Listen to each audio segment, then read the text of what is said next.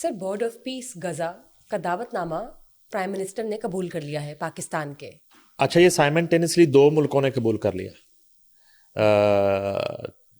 ترکیہ کو بھی یہ دعوت نامہ تھا، ترکی نے بھی قبول کر لیا اور پاکستان نے بھی قبول کر لیا زبردست بورڈ آف پیس میں جو ہے وہ شامل ہونے کے لیے. اور یہ ایک بڑی خوش آئند بات ہے،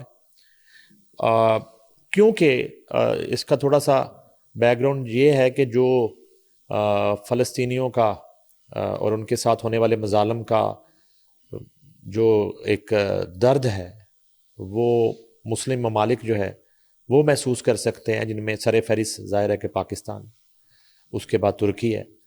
تو ڈونلڈ ٹرمپ کی طرف سے انہیں یہ دعوت دی گئی کہ آپ اس میں شامل ہوں.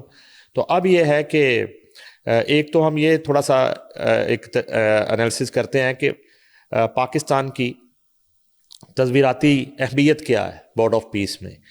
تو خبر یہ ہے جی کہ پاکستان اور ترکی نے بورڈ آف پیس میں شمولیت کی دعوت قبول کر لی ہے. اس سے قبل بھی کئی ممالک اس فورم پر اتفاق کر چکے ہیں اور مزید ممالک کی شمولیت متوقع ہے. اس کے اہم جو مقاصد ہیں وہ یہ ہیں کہ جی اقوام متحدہ کی سیکیورٹی کونسل کی قراردادوں کے مطابق غزہ کے مسئلے کا مستقل حل ہونا چاہیے اور کیا جائے. ٹھیک ہے جی. اس کے بعد یہ ہے کہ مستقل فائر بندی اور غزہ کی تعمیر نو، ریہیبلیٹیشن آ گیا. پھر آ گیا جی کہ غزہ میں پائیدار امن کے حصول کے بعد فلسطینیوں کے حقوق کا تحفظ، ایک الگ ریاست کا قیام اور فلسطینی مسلمانوں کے حق خود ارادیت کی حمایت، خطے میں پائیدار امن کی بحالی. یہ جو ہے نا ایک امپورٹنٹ جو نکات ہیں اس کے. اچھا، اس کے بعد یہ ہے جی کہ بورڈ آف پیس میں شمولیت کی تاریخی اہمیت اور ضرورت وہ یہ ہے کہ یہ قدم اہم اسلامی ممالک کی جانب سے غزہ میں ہونے والے قتل عام کو روکنے اور فلسطینی عوام کے حقوق کے تحفظ کی سمت ایک نمایاں پیش رفت ہے. پاکستان کی شمولیت اس کی سفارتی اہمیت کو عالمی سطح پر اجاگر کرتی ہے. دنیا میں بڑھتی ہوئی تقسیم اور بلاکس کی سیاست کے باعث کثیر الجہتی پلیٹ فارمز میں پاکستان کی موجودگی وقت کی اہم ضرورت بن چکی ہے. پاکستان دنیا کے ان چند ممالک میں شامل ہے جو امریکہ، چین اور روس جیسے بڑے طاقت کے مراکز کے ساتھ مضبوط تصویراتی تعلقات رکھتا ہے، جس کی بدولت تقسیم شدہ عالمی نظام میں اس کا کردار غیر معمولی اہمیت رکھتا ہے. پاکستان کی بورڈ آف پیس میں شمولیت کی اگر اہمیت کی بات کریں تو اس میں پاکستان بلاک سیاست کا حصہ بنے بغیر تمام بین الاقوامی سٹیک ہولڈرز کے ساتھ روابط برقرار رکھتا ہے، جو اس کی تصویراتی خود مختاری کو تقویت دیتا ہے. پاکستان نے ہمیشہ غیر جانبدارانہ خارجہ پالیسی کے ذریعے توازن اور لچک کو برقرار رکھا ہے.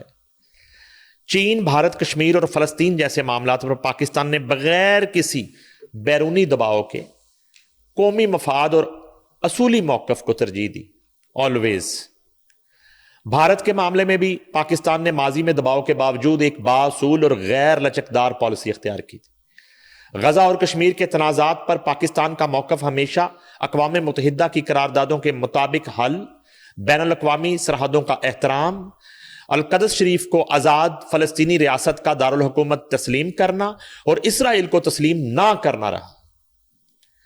مقبوضہ کشمیر کے عوام کے حق خود ارادیت کی حمایت بھی پاکستان کی خارجہ پالیسی کا لازمی جزو رہی ہے. دنیا میں بڑھتی ہوئی تقسیم کے تناظر میں نئے فورمز کو نظر انداز کرنا کسی بھی ریاست کی عالمی اہمیت کے لیے نقصان دہ ہو سکتا ہے. اسلامی دنیا کی ایک بڑی عسکری طاقت کے طور پر پاکستان کے لیے ایسے فورم سے کنارہ کشی تصویراتی اہمیت کو کمزور کرنے کے مترادف. پاکستان نے اقوام متحدہ کے امن مشنز میں شرکت کے ذریعے عالمی سطح پر ایک مثبت اور تعمیری کردار ادا کیا ہے.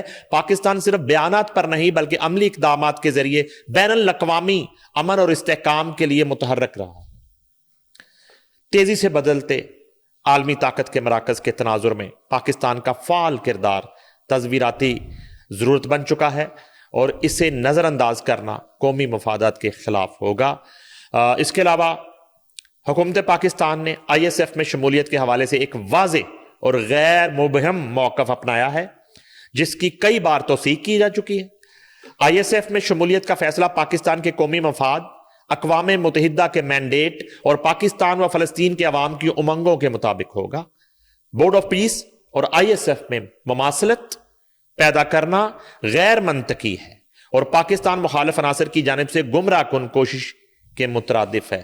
یہ تھوڑا سا ناظرین کے لیے اس امپورٹنس کو اور پاکستان کی اہمیت کو اور فلسطین ایشو پہ، غزہ ایشو پہ دنیا بھر کی پاکستان سے ایکسپیکٹیشنز کو اور خاص طور پہ غزہ کے جو مظلومین ہیں ان کی پاکستان سے توقعات جو ہیں، یہ اس کا ایک احاطہ کیا ہے ہم نے، اور امید ہے کہ پاکستان ہمیشہ کی طرح القدس شریف کے حوالے سے، غزہ کے مظلومین کے حوالے سے اور فلسطین کے حوالے سے، اور پھر آخر میں مجھے کہنا پڑے گا کہ اسرائیل کو تسلیم نہ کرنے کے حوالے سے اپنا جو موقف ہے، اصولی موقف ہے، اس پر ڈٹا تھا اور ڈٹا رہے گا۔